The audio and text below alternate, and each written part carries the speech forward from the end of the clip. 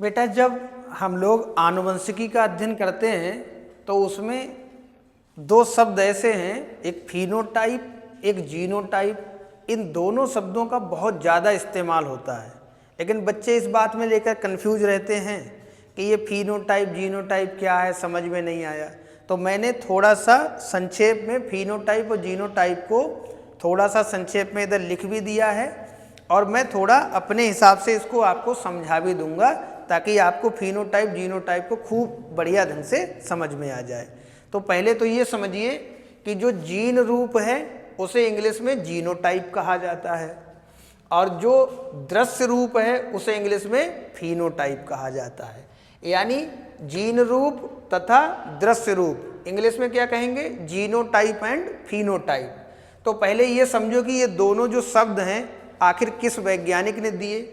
तो मैंने लिख दिया इन शब्दों का प्रयोग, किन शब्दों का, यानी जीनोटाइप शब्द का भी और फिनोटाइप शब्द का भी, दोनों शब्दों का प्रयोग सबसे पहले सन 1911 ईस्वी में, वैज्ञानिक का नाम है जॉनसन, जो जॉनसन नामक वैज्ञानिक ने किया था। यानी ये दोनों शब्दों का प्रयोग सबसे पहले किस वैज्ञानिक ने किया, जॉनसन नामक वैज्ञानिक ने। कब किया, सन 1911 ईस्वी में।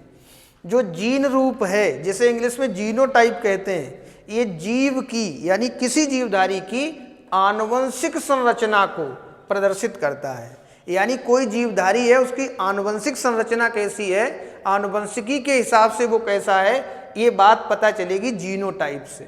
जैसे अगर हम बात करें कि कोई लंबा या बौना तना है, किसी पौधे का तना बौना है यानी छोटे आकार का, छोटे कद का है, और या लंबा तना है मीन्स बहुत लंबा है, हाइट ज़्यादा है उसकी, तो ये दोनों ही चीज़ें कह रहे हैं तने की लंबाई के लक्षण के दृश्य रूप हैं। दृश्य रूप का मतलब इन्हें हम देख सकते हैं। तना को देख करके कोई भी व्यक्ति ये बता देगा कि ये तना लंबा है या बौना है, क्योंकि दिखाई दे रहा है। परंतु अगर हम बात करें कैपिटल टी या कैपिटल टी या स्मॉल टी, तो ये चीज़ जो है वो हम लिख तो रहे हैं, लेकिन ये चीज़ हमको दिखाई नहीं दे रही है, क्योंकि हमको देख के नहीं पता है कि ये पौधा जो है ये लंबा तो है, लेकिन लंबा है तो संकर लंबा है या शुद्ध लंबा है। जबकि यहाँ जो लिखा है, लिखने के स्टाइल से पता चल रहा है कैपिटल टी है, इसका मतलब शुद्ध लंबा है। कैपिटल टी है, इसका मतलब लंबा तो है लेकिन संकर है, और स्मॉल टी बता रहा है कैसा है, शुद्ध बौना है। ठीक, तो यहाँ जहाँ बात शुद्ध और संकर की आए तो शुद्ध और संकर हम आँख से देख के नहीं बता सकते। क्यों? क्योंकि शुद्ध और संकर वाली बात जो है वो फिनोटाइप नहीं है, वो जीनोटाइप है। वो जीन का अध्ययन करने पर ही पता लग रहा है कि कोई पौधा या कोई जीवधारी शुद्ध है या संकर है, मीन्स प्योर है या हाइब्रिड है, ये बात हमको उसके जीन का अध्ययन करने से पता चलेगा।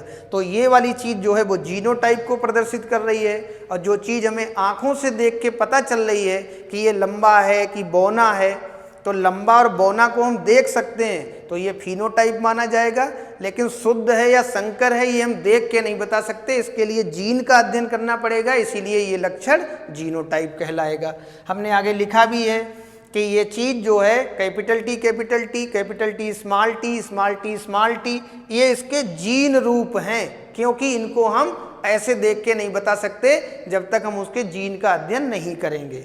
आगे लिखा स्पष्ट है कि किसी जीवधारी में जो विकसित और प्रदर्शित आनुवंशिक लक्षण होते हैं उन लक्षणों को फिनोटाइप कहते हैं, क्योंकि जो चीज़ प्रदर्शित हो रही है, जो चीज़ विकसित हो गई है वो हमें आँख से देख के पता चल रही है तो फिनोटाइप हो गई।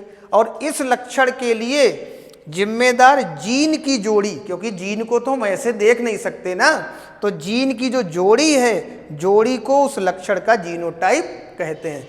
इस पर कई बार टिप्पणी लिखने को आती है कि फिनोटाइप जीनोटाइप को समझाइए, या कई बार आनुवंशिकी का अध्ययन करते समय इन शब्दों का बहुत बार इस्तेमाल होता है, और बच्चे कंफ्यूज रहते हैं कि फिनोटाइप क्या है और जीनोटाइप क्या है ना। तो मैंने आपको यहाँ पर थोड़ा सा संक्षेप में बताया और कोशिश की कि आपको फिनोटाइप जीनोटाइप अच्छे से समझ में आ जाए, और इसीलिए मैंने ये वीडियो आपको बना दी।